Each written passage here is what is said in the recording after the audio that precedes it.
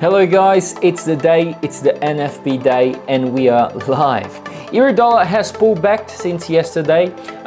Is this the reason maybe we're going to have a weaker NFP, or is this the reason institutionals are bringing, the euro higher so they can short it on a better price? Now, this is exactly what we're going to be looking today. What are the expectations for the NFP? So stay with me until the end of this video, and then you will know what I'm thinking about tonight, NFP. Before we start, guys, please give us a thumbs up on this video, share this content with your friends, and most important, subscribe to the channel. We are very, very close to hit 9,000 members here on the channel, and this is a very nice accomplishment as we've been trying to, grow the channel, and you guys have been helping us as well. So thank you so much for being part of this trajectory until now. So guys, just before we start as well, I want to mention that we've built a playlist on top of the videos I've done, educational videos I've done teaching my strategy, the strategy I use in my portfolio. So if you haven't yet had the chance, have a look at it. It's most likely the link will be on the description of the video, so you can click on it and you can go to the playlist and watch it. And actually, we do have a full disclosing strategy how to trade the NFP. So today's the NFP. You can put in practice and you can trade on your own. You're right. So have a look at it and let me know how it goes tomorrow. Okay. So non-farm payroll is expected to come at 108,000 from the previous of 254,000. So that's really, really bad, especially because we are decreasing pretty much 144,000, all right, around 144,000 jobs. That's not good at all. Unemployment rate still is at 4.1%, remembering that the band of the unemployment rate could be at from 4 to 4.2. Okay, so it still can grow a little bit more to 0.1% higher, so 4.2, or it can decrease a little bit more to 4, so 0.1 lower than what the expected is. This is what the FOMC has been saying, the economic projections they have released on the last meeting. So it's not me saying it, it's actual statistic data from the FOMC. Later, we're going to have as well the average hourly earnings expected to decrease from 0.4% to 0.3%. Really interesting how this is surging. Feels like we are having some set of weak economic data from USA and a strong set of economic data from Europe. We had Spanish CPI, German CPI, Eurozone CPI, all coming higher. Actually, yesterday at 9 p.m. we did have the Eurozone CPI came in, a tad higher, but still a little bit higher. So the CPI year over year came in at 2% from the consensus of 1.9%.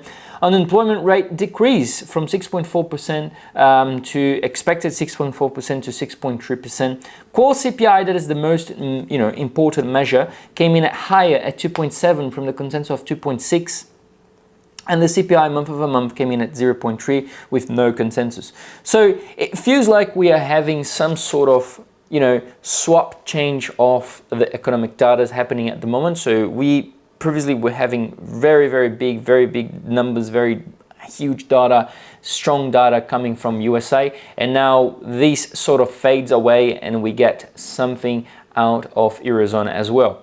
My perspective to trading the non-farm payroll will be at the downside, okay? So I do believe that with all the catastrophe that we had on the month of October in USA, we may have as expected or below expected. I'm not expecting anything above. Most likely we will have some way of a higher unemployment rate because it just doesn't make any sense for me. People will get laid off, all right? Business will shut down. On USA, we have happened the hurricane. So most likely this will interfere into the economic landscape as well in the labor market. So we may see a higher than expected number of unemployment rate and a lower number of average hourly earnings. Yes, maybe as expected or even below as expected. So in overall, I'm expecting some mixed bearish data for the USD, all right, for the USA. So looking at how we can potentially couple up these and together, couple up these with some other pairs and trade these tonight, is looking at long euro dollar, looking at long pound dollar, looking at long gold as well. Gold has done a pullback after hitting all-time highs again at 2,780, if I'm not wrong, 2,790 or 2,780, around those numbers. And just remembering that, you know, I've had a podcast with Adrian this year, and we've mentioned the target of gold being 3,000 by the year end of 2024. So it's nearly there, all right? It's nearly there. So this is the sort of content you're missing if you're not subscribed to the channel. So subscribe to the channel right now.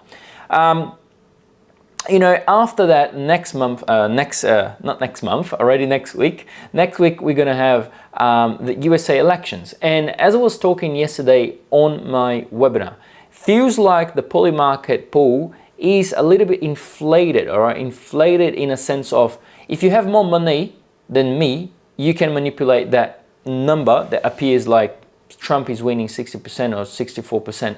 And this is exactly why, another point, we are seeing some way of pullback on US dollar, because the market sort of noticed that.